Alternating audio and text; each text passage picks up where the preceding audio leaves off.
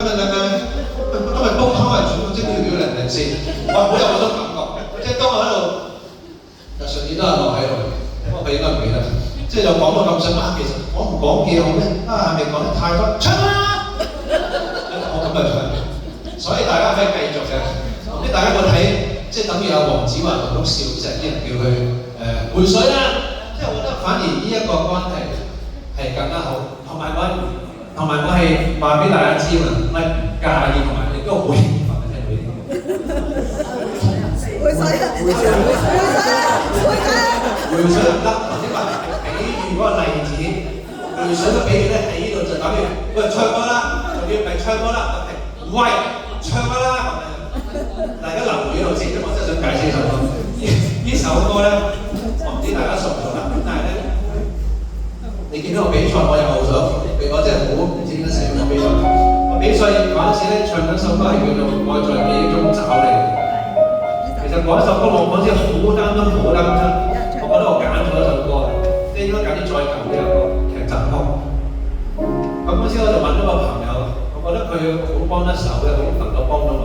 就同埋係咁去練呢首歌，叫我讀完俾佢聽，俾咗好大嘅信心。咁我就叫佢嚟咗睇我嗰場。咁佢就嗰啲好稽查嗰啲戲咁咧，佢哋都有朋友嚟㗎嘛，佢哋睇我，跟住睇完之後佢悄悄咁好似喺人群之中咁走咗去，即係唔知佢拍咩戲，唔知做乜事。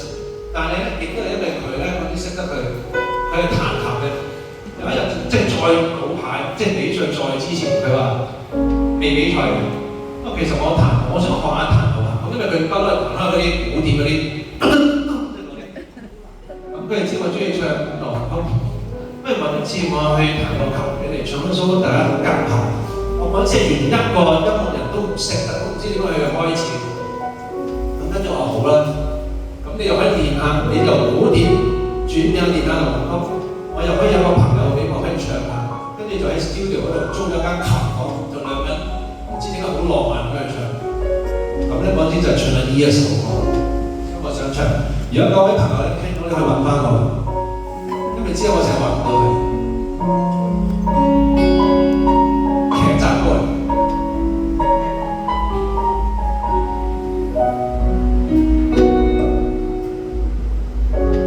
和你走近，要多少犧牲？假如天意也想我安分，沒原因未合襯，仍可緊守着互人。就算分開，不要去憎恨，難再擁抱，沒熱吻，竟能感覺愛得震撼，像留低着烙印。人生豈可沒淚人？無用計較以後有着別人，還是傷心。逐段舊情似遺憾，就似日後共誰有着緣分，始終不可取替着這真後質感。若有天跟你再度走近，如同陌生也不記盡，你的餘生也變住傷心。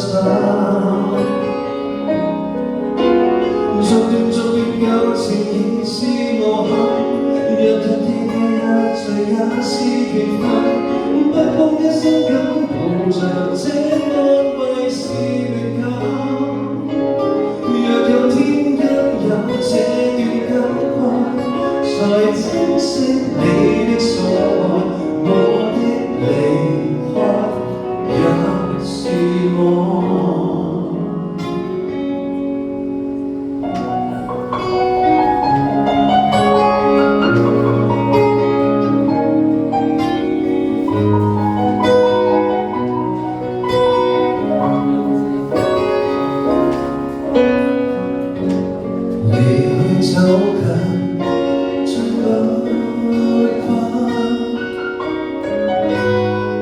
情相距，再不過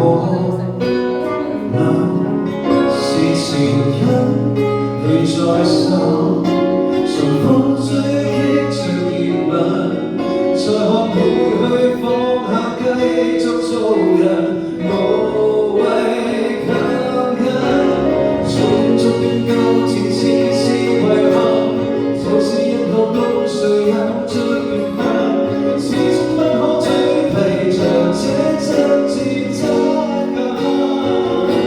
若有天跟你再度走近，如同陌生也不經震，記憶猶新，每日每分當人吸引。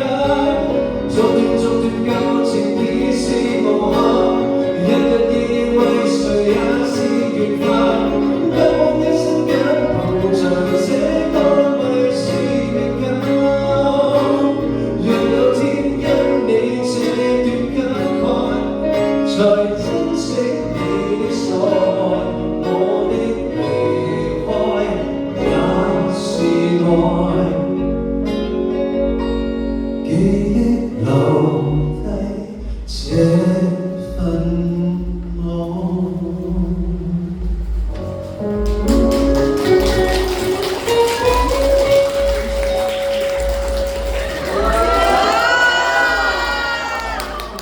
多謝你，我復述翻啊，好環保嘅，可以煮翻嚟食㗎。我諗住有啲，即係有啲唔小心煮咗咧。哇，好得意喎，真係，即係即食嘅。